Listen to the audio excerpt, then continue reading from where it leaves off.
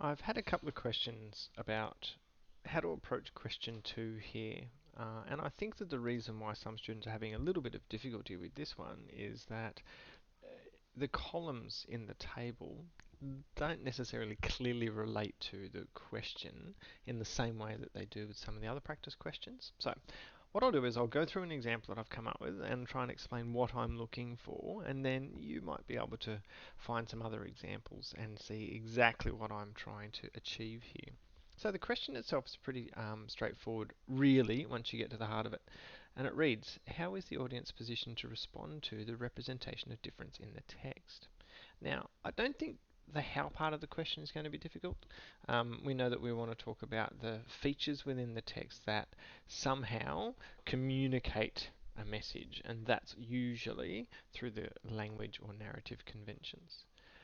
And then we've got audience positioning. So audience positioning, I like to think of quite often an emotional response. So if we're entertained by it, do we feel a sense of joy? If we are surprised by something, is it because there's something critical going on in the text? So when you think about audience positioning, there's always different layers to it, but you want to be ultra specific with that.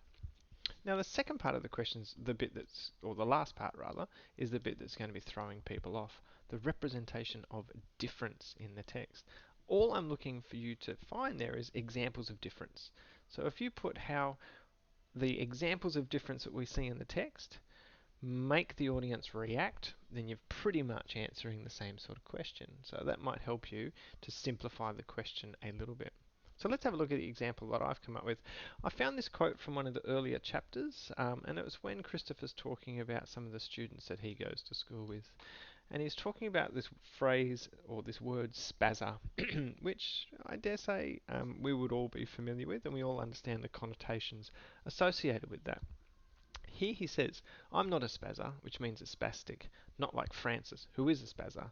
And even though I probably won't become an astronaut, I'm going to university and study mathematics, or physics and mathematics, and the quote goes on. So it's interesting here that he initially decides that he is not a spazzer, and as an audience, I think we go, yeah, that's a bit offensive. We shouldn't be saying those sorts of things. But then Christopher goes on to label other people as being a spazzer. So he's got this, almost significant double standard here.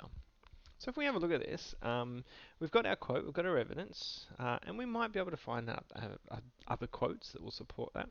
But we've got our conventions here in the middle column. We know it's first person narration because this is something that he's writing in his text. And I've also put down the bottom here that it's an example of satire. So we laugh at something, we find this humorous, but actually it's giving us a serious look at our society and some of the things that we do find entertaining, and it makes us question why. So let's have a look at this. This part of the explanation, it does need a lot of detail. You need to explain things really clearly, and this is why it's good preparation for your essays and for your exams. So what I've placed in here is this. Christopher displays his steadfast denial that he is a spazzer, perhaps finding the term offensive. An audience of politically correct adults would find this offensive and be positioned to feel a sense of pity towards Christopher because of the judgment he has experienced.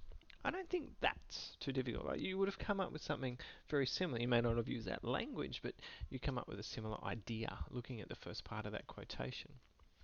Then I go on to say, however, Christopher embodies a horrible double standard by judging others.